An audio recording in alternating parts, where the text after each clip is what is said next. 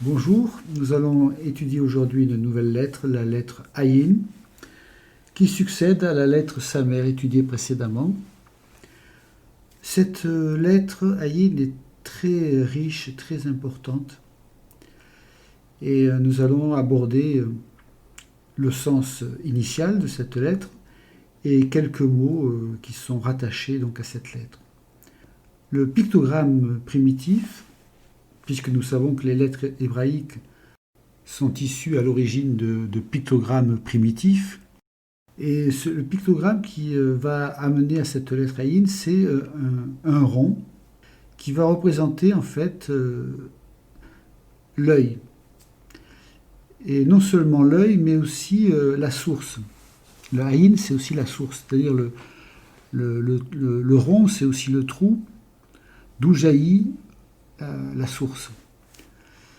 Donc il y a cette corrélation entre la vision de l'œil et la source qui est en fait les profondeurs d'où jaillit l'eau. La vision donc ne peut se comprendre ici que dans la descente à la source de nous-mêmes. Donc la vision va plus loin, l'œil va plus loin que simplement la vision extérieure, mais c'est la vision des profondeurs, c'est-à-dire que l'homme descend en lui-même à sa source, et c'est dans sa source qu'il va en fait accéder à des niveaux de conscience, et le niveau de conscience qui mène au divin. Et ce niveau-là, à ce niveau de conscience, l'œil voit effectivement, l'œil est ouvert au monde divin. Il va au-delà de l'objectivité intellectuelle ou de la subjectivité émotionnelle, et il est dans la dimension du divin. On pourrait rattacher cette démarche à ce qu'on appelle la repentance, la teshuva, c'est-à-dire on revient sur soi-même pour retourner vers Dieu. Alors c'est intéressant dans une lecture chrétienne de voir que si on prend le mot de Jésus en hébreu, Yeshua, c'est intéressant de voir que Yeshua, donc Yod, Shin, Vav, Ayin, il y a Ayin en fin de mot, et Yesh, la première syllabe, ça veut dire il est là, il y a là, il y a là, il est. Il y a quoi? Il y a Ayin, la source. Donc Jésus, en fait, c'est vraiment la véritable source d'où jaillit les eaux vives. Et cette source qui doit être au fond de nous-mêmes. Et la véritable source, c'est Jésus. C'est Jésus. Donc c'est intéressant de voir cette lecture du mot Yeshua avec la lettre Ayin.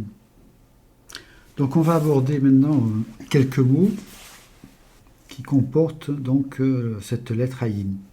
Alors le premier mot, c'est Av, Ayin Bet, un mot tout simple, qui veut dire nuage. Alors le nuage, donc Ayin Bet, le nuage, c'est ce qui voile le soleil.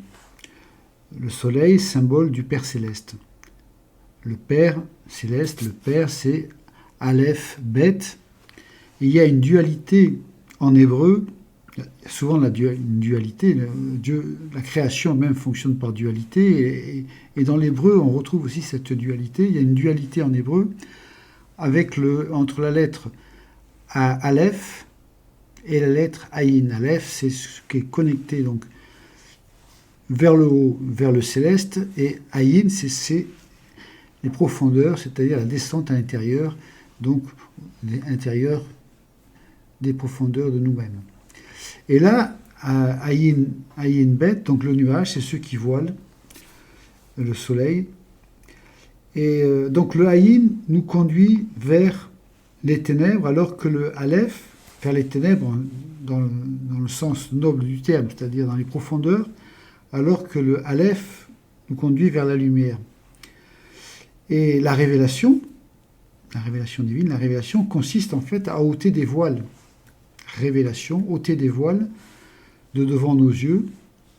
Ce sont des niveaux de conscience. Donc, ôter des voiles c'est en fait arriver par un travail intérieur, par l'œuvre du Saint-Esprit, par l'œuvre aussi de l'homme qui se sanctifie, c'est de faire justement disparaître ces nuages pour voir derrière ces nuages la lumière de Dieu. Voilà. Donc on pourrait rentrer plus en profondeur, mais on va en rester sur ça. Donc le travail a intégré, je dirais, suffisamment de consécration, d'énergie, de recherche de Dieu pour que se dissipe ce nuage et que puisse en fait trouver derrière cet obstacle la réalité du divin. Voilà, on va en rester là.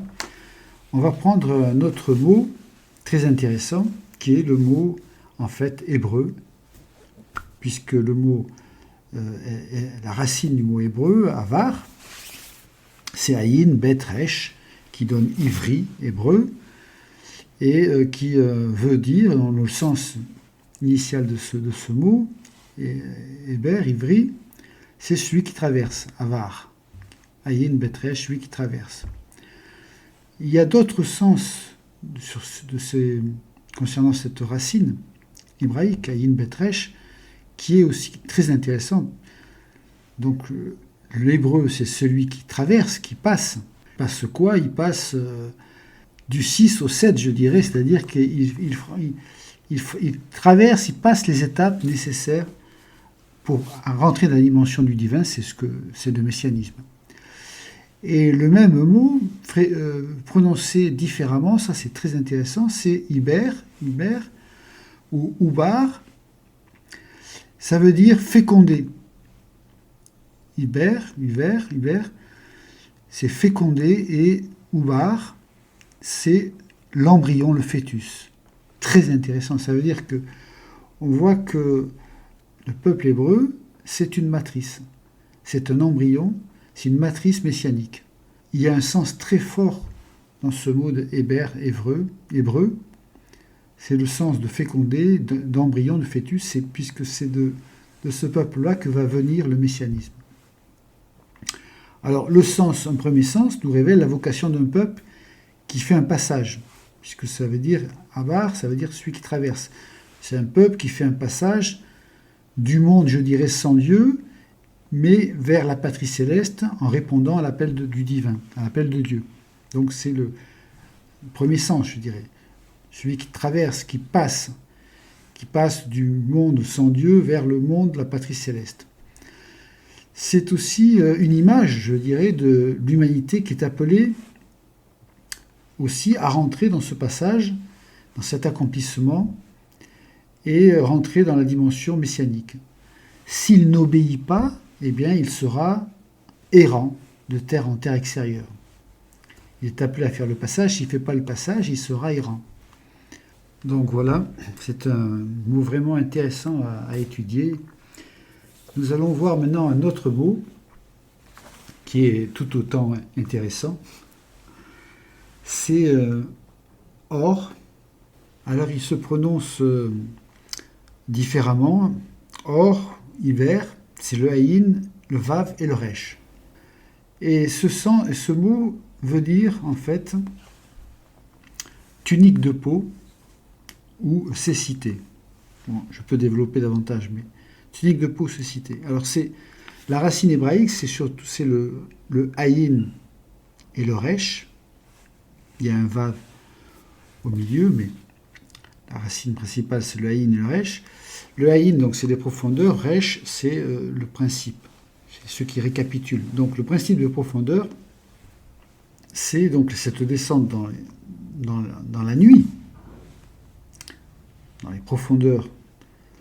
Donc ça donne la tunique de peau ou le mot cécité, aveugle. Quelle corrélation entre les deux?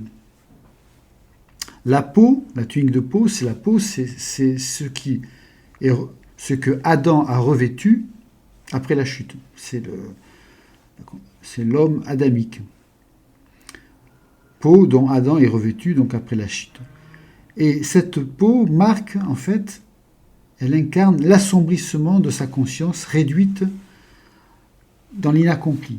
C'est-à-dire, c'est voilà, l'homme déchu, l'homme après la chute, en tunique de peau, c'est l'homme errant en tunique de peau. Cette tunique de peau marque l'assombrissement de sa conscience, réduite donc dans l'inaccompli complet. Comme je disais, cette dualité entre la lumière qui est Aleph, Vav, Resh, et la tunique de peau, Ayin, Vav, Resh, qui est donc lumière, ténèbres. Ayin, Resh, la racine, c'est qui va donner Erev, c'est-à-dire le soir, l'entrée dans la nuit. Le Ayin, Resh, c'est la racine qui parle de cécité, de nuit. Donc c'est la nuit ontologique. Et donc la tunique de peau, eh bien, c'est cet assombrissement qui cache en fait la lumière qui est en nous. Nous sommes créés à l'image de Dieu. Et donc l'homme est en situation, donc en tunique de peau, l'homme est en situation de cécité, d'aveugle, qui est appelé donc à devenir lumière, je dirais. C'est pour ça que ce mot, qui veut dire cécité, veut aussi prononcer R, donne le mot de éveil. En effet, dans cette entrée dans la nuit, c'est là que va se produire des transformations et qui vont nous amener à plus de lumière, plus de connaissance. Voilà. Un autre mot à partir de cette racine, justement, c'est le mot horaire, Ayin, Vav, Resh, Resh. Alors là, dans ce mot, donc Ayin, Vav, Resh, Resh, il y a juste un Resh supplémentaire en fin de mot qui donne horaire, et ça symbolise, ça veut dire, ça signifie contradicteur. Alors en hébreu, les deux Resh en fin de mot symbolisent un entêtement. Le Resh, c'est la tête, ce qui récapitule, mais deux fois le deux Resh, c'est l'entêtement. Et donc le contradicteur, c'est celui qui est entêté dans son aveuglement. Ayin, Vav, Resh, c'est l'aveuglement. Avec le Resh supplémentaire, c'est l'entêtement dans l'aveuglement. L'entêtement dans l'aveuglement, c'est celui qui est contradicteur, qui est errant dans ses discours, qui contredit tout le temps, qui n'arrive pas à percer dans la lumière. Il est entêté dans son aveuglement et c'est un contradicteur permanent. Bon, c'est un mot intéressant à voir. On avait vu précédemment ce principe des deux lettres Resh en fin de mot qui symbolise l'entêtement avec le Aleph Resh Resh qui veut dire malédiction, Aleph Resh Resh. Et là, c'est la malédiction, c'est l'entêtement face à quoi? L'entêtement face au Aleph, à la lumière. Aleph Resh, c'est lumière. Le Aleph, c'est le divin. Donc l'entêtement au divin, eh bien, ça amène la malédiction. C'est-à-dire qu'on se maudit soi-même en s'entêtant face à la lumière de Dieu. Voilà, donc ça c'était pour faire une comparaison avec le Ayin Vav Resh Resh, qui lui signifie le contradicteur, c'est l'entêtement dans l'aveuglement. On va voir un autre mot aussi, qui est intéressant par rapport au texte biblique et à l'évangile, c'est le mot Ayin Yod Resh, Ayir, qui veut dire l'âne, le jeune ânon, l'âne. Alors prononcer Ayir, c'est l'âne, l'ânon. Prononcer Ir, c'est la ville ou bien l'ange. Mais ce qui nous intéresse là, c'est l'animal, l'âne. Le Ayin Yod Resh. L'âne, dans la tradition chrétienne, donc, est un animal qui est vénéré. C'est l'animal aux longues oreilles. Alors on retrouve l'âne dans l'histoire de Balaam, l'âne de Balaam qui voit les anges et qui entend leur langage. L'âne, on le voit apparaître aussi à la naissance du Christ. L'âne préside avec le bœuf à la naissance du Christ. Il y a aussi un sens derrière tout ça. Et c'est l'âne aussi qui porte le Messie qui porte l'immortel, le Messie, l'immortel qui se fait mortel, qui le porte quand il part en Égypte pour se cacher, pour être caché, puis quand il rentre dans Jérusalem pour être exalté. Et donc le Christ, le Messie, monte l'animal qui a des oreilles pour entendre. C'est très intéressant, parce qu'il rentre dans Jérusalem, il rentre dans Jérusalem pour y mourir, mais il rentre monté sur l'animal, sur l'âne, l'ânon, Ayin Yod Resh, l'animal aux grandes oreilles, comme pour dire que ceux qui ont des oreilles pour entendent ce message de l'Évangile. Et donc il y a un sens merveilleux. Le Messie monte sur un âne et rentre dans Jérusalem, l'animal aux grandes oreilles, qui est prophétique, qui parle au peuple de Jérusalem, pour que ceux qui ont des oreilles entendent. Mais c'est aussi, il y a aussi un autre sens derrière ça. C'est que le Christ rentre dans Jérusalem sur un ânon. Cet ânon témoigne de la cécité du peuple, puisque le Ayin Resh, ça veut dire la cécité. Donc il est aussi prophétique, il témoigne de la cécité du peuple concernant celui qui lui a été envoyé. Il ne voit pas, ce peuple ne voit pas le Messie. Et l'ânon témoigne aussi. Donc il témoigne de ce peuple qui ne voit pas, de sa cécité, mais il témoigne aussi de celui qui le monte, c'est-à-dire le Messie, puisque le Yod, c'est le Fils divin, c'est le germe divin. Et c'est le germe divin incarné, le Messie, c'est-à-dire le Yod, c'est le Fils divin, c'est le germe divin, mais qui est incarné en tunique de peau, le Ayin Resh. Donc il y a un sens extraordinaire derrière ce mot. C'est-à-dire il témoigne, l'âne témoigne de la cécité du peuple, mais témoigne aussi de celui qui le monte. Celui qui le monte n'est pas n'importe qui, c'est le Fils divin en tunique de peau. Et ça, c'est absolument merveilleux. Voilà. Donc il y aurait d'autres mots très intéressants à voir, mais on va en rester là pour cet exposé. Et je vous souhaite donc une bonne écoute. Que le Seigneur vous bénisse au travers de cette étude qui vous fortifie. Et je vous souhaite à une prochaine fois.